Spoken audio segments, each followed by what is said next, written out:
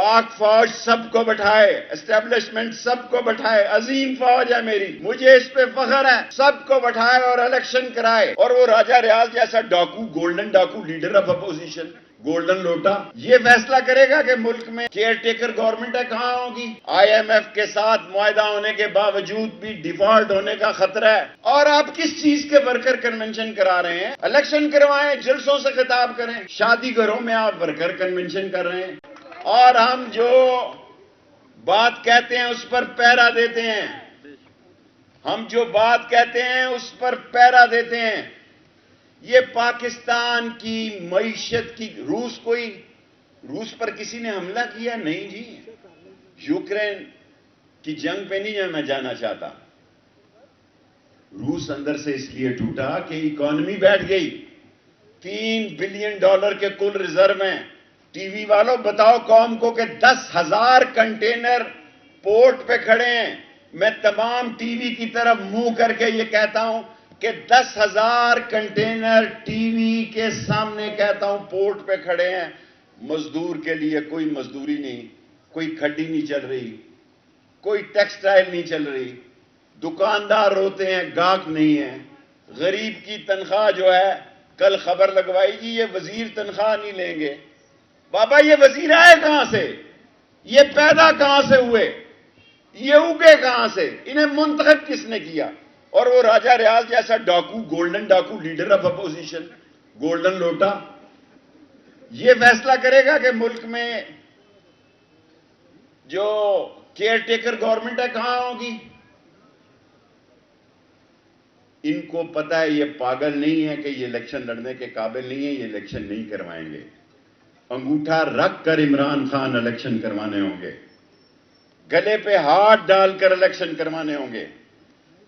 میں رہا ہو کے آ رہا ہوں، میرے پاس جو سب سے بڑی خبر ہے کہ یہ صوبے اور مرکز کے اکٹھے الیکشن کروانا چاہتے ہیں، یہ صوبے اور مرکز کے اکٹھے الیکشن کرانا چاہتے ہیں، کوئی ان کو مدد دینے کے لیے تیار نہیں ہے۔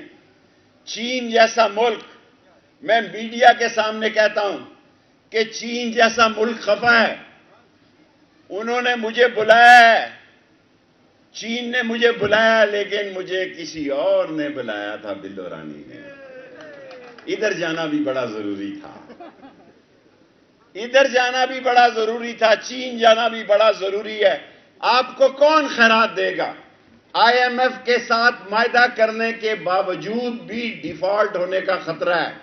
میں پھر کہتا ہوں، آئی ایم ایف کے ساتھ معاہدہ ہونے کے باوجود بھی ڈیفالٹ ہونے کا خطرہ ہے، اور اس ڈیفالٹ کو بچنے کا ایک ہی طریقہ ہے کہ اس ملک میں شفاف الیکشن کرائے جائیں۔ الیکشن کمیشن کہتا ہے جی گورنر الیکشن کرائے گا، جو خود رات کے اندھیرے میں آئیں۔ میں جو آخری بات کہتا ہوں، میرے 20 منٹ پورے ہو گئے ہیں، ہر جمعے کو آپ 3 بجے یہاں آئیں، ہر جمعے کو ہم قوم سے خطاب کریں گے۔ کل میں لاہور جا رہا ہوں، اور اس ملک میں میرے بھائیوں یہ الیکشن عمران خان کا مقابلہ نہیں کر سکتے، یہ بچے نہیں ہیں، یہ اس کو نااہل کروانا چاہتے ہیں، اس کو جیل میں ڈالنا چاہتے ہیں، لیکن قوم یہ عہد کرے کہ ہم نے اس پاکستان کو بچانا ہے۔ لوگ میرا مذاق اڑاتے تھے، میں نے آ کے باہر یہ کسی کو نہیں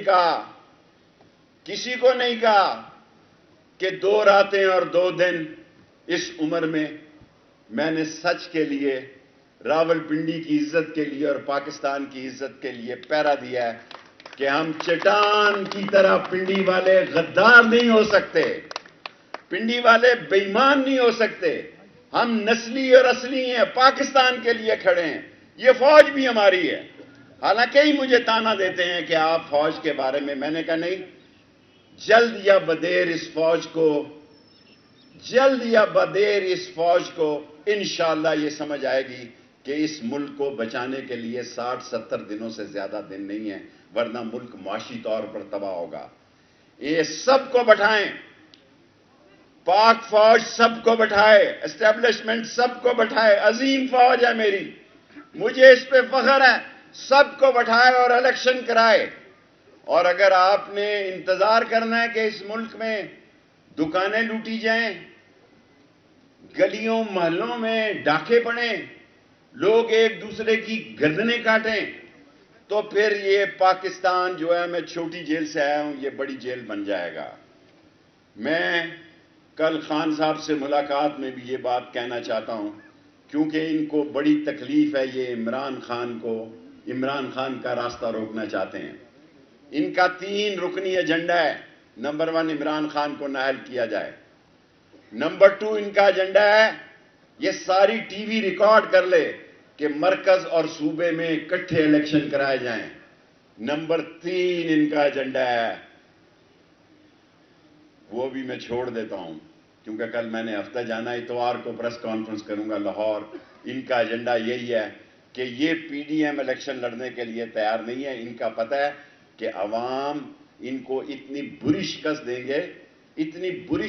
گے کہ یہ شکست اس سے بری کیا ہو سکتی ہے۔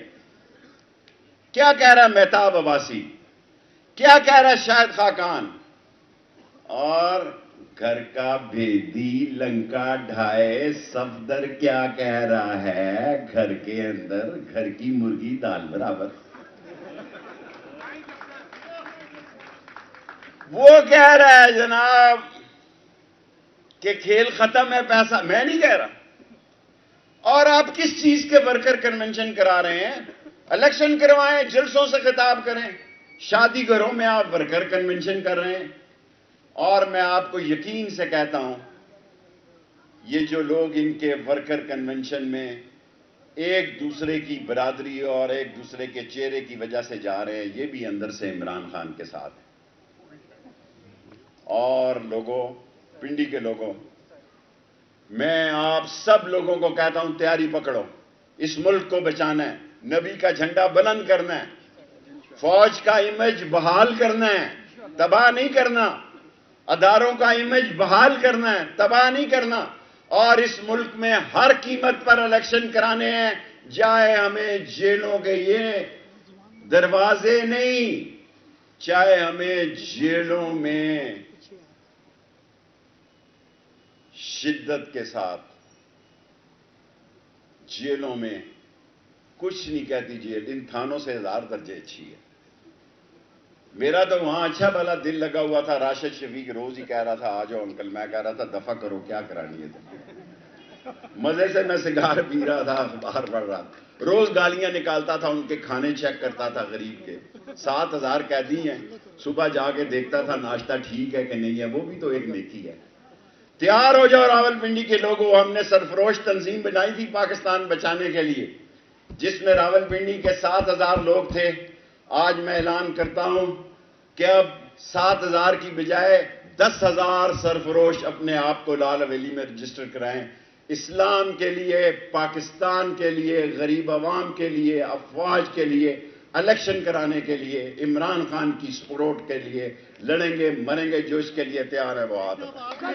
نعرہ تکبیر، نعرہ رسالت، ختم نبوت۔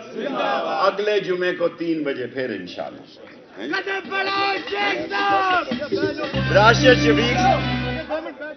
راشد شفیق صاحب کہہ رہے ہیں کہ انہیں 62 کا اور 60 کا الیکشن ہے، انہوں نے الیکشن سے بھاگ جانا ہے، کمپین کی ضرورت نہیں ہے۔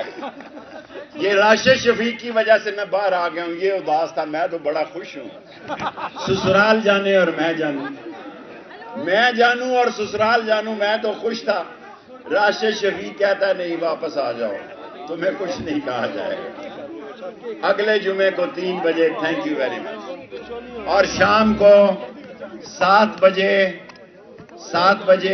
ایئر وائی پہ اور 8 بجے جیو پہ، دونوں پہ پروگرام کروں۔ ہر روز اب پروگرام کروں گا، ایک دن بھی ناغا نہیں کروں۔